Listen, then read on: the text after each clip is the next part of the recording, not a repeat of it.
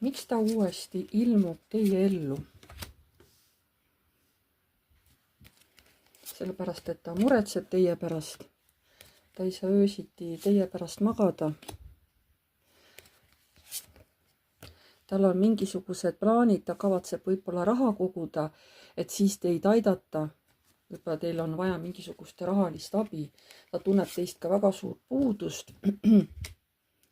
Miks ta uuesti ilmub teie ellu?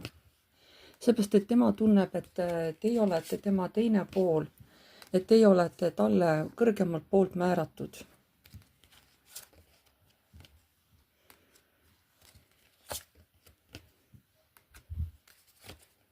Ta tunneb, et tema ongi see õige mees, kes tuleb ja viib teid ära enda juurde ja siis hakkab teie vahel täiesti teistsugune elu.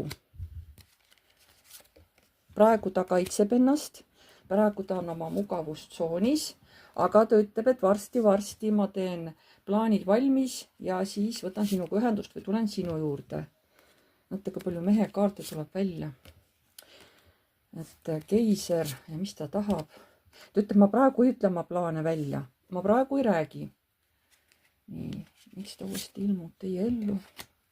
Ongi, plaanid on, mitte päris siuksed.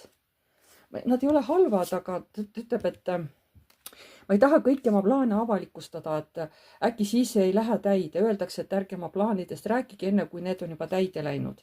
Mis sa veel lõpuks tahad selle naisele öelda, kelle ellu sa nüüd varsti ilmud? Kiirus.